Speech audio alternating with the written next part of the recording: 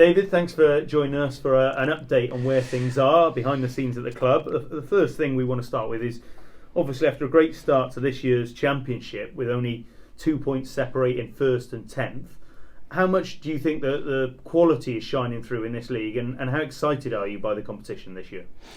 Well, I think it's been a great start to the season, as you say, for all clubs. And as we've always said, on their day, anyone can beat anybody, and that the Championship's demonstrated again with the results that they're very close games and pretty good brand of rugby being played. So yeah, we're excited about it. We're excited for the rest of the season, and I think it just proves what a good competition the Championship is. Talking about that and the players that have come through the Championship, on the back of England squad announcement this week, even more Championship players added. In fact, Nick Dolly, Mark Atkinson, one of our own, being called up in a slightly later stage in their career. How much does that show value in the league? Well, I think we're obviously delighted, particularly for Mark Atkinson, because, as you say, he's spent some time with us, and congratulations to him.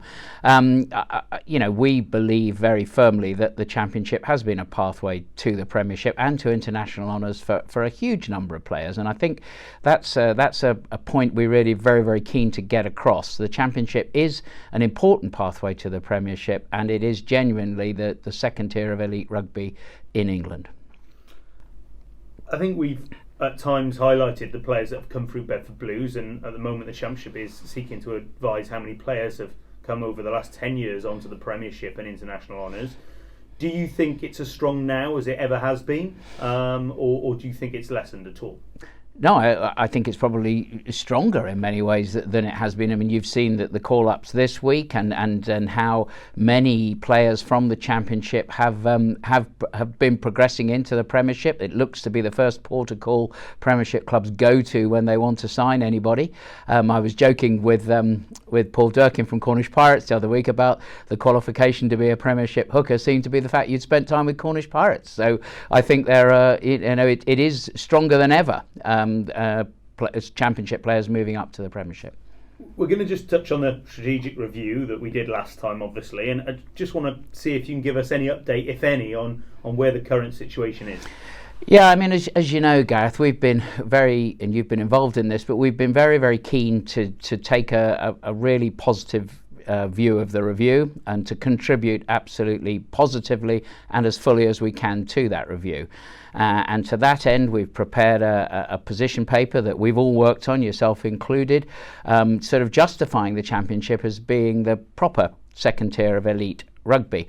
Mike Ray has had a meeting here at Bedford with Conor O'Shea, who's chairing the review committee, and we've managed to get those points across. So we're very, very keen to have a proper review which puts the Championship, we think it justifies itself, and we think we've got a good case to put.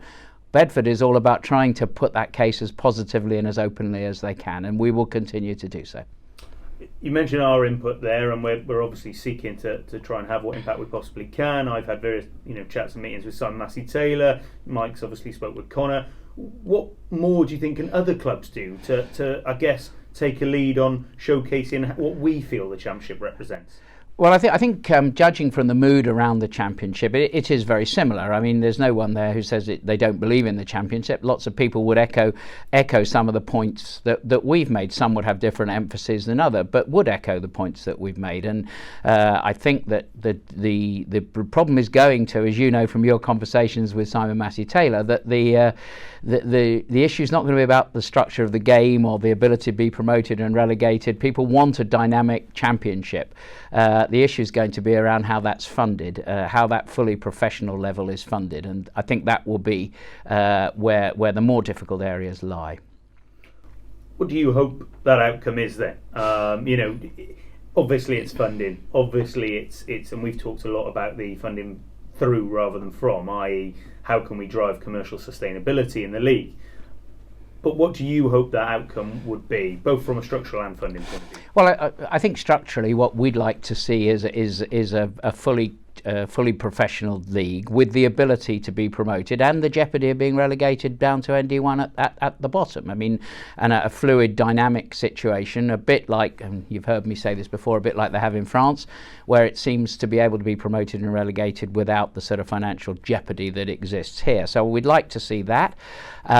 Fully professional. I think you're right that it would be unreasonable in the long term to expect central funding to come entirely from the RFU coffers. But there again, we've got, we think, a great competition that has great attributes and must be saleable to sponsors and broadcasters, and you'd know as much as anyone about that. And so I think over time, if we could have, say, a 3 to 4 year plan that made the championship sustainable, that had commercial sponsorship, broadcasting revenue, that didn't totally depend on central funding, then I think we would have a proper championship.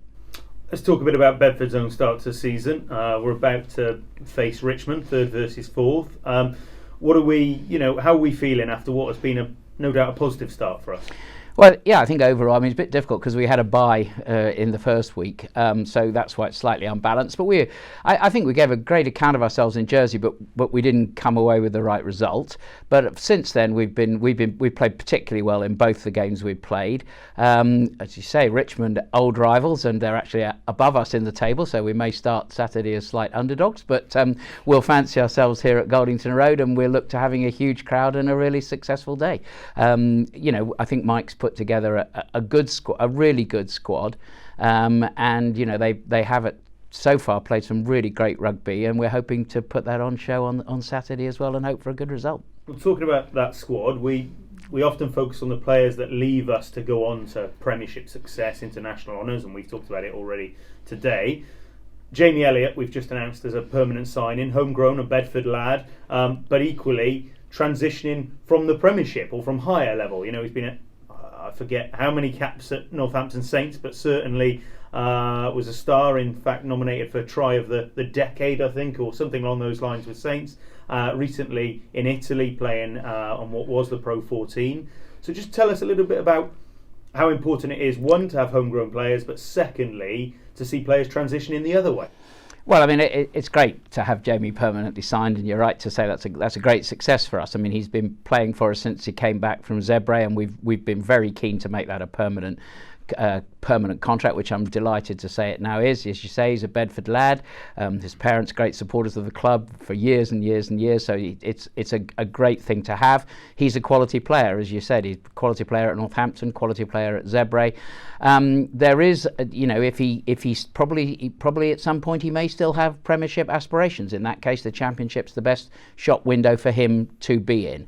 If he's happy to play at Bedford, then we're delighted to have him. Absolutely. And yes, the point you make about players coming into the Championship as they go on in their careers, I mean, that's also made around people like Alex Day as well, who can contribute hugely to a club that they come down to with their experience. So Jamie brings a great deal of experience, having played in Italy as well, which is really great for the club. Yeah.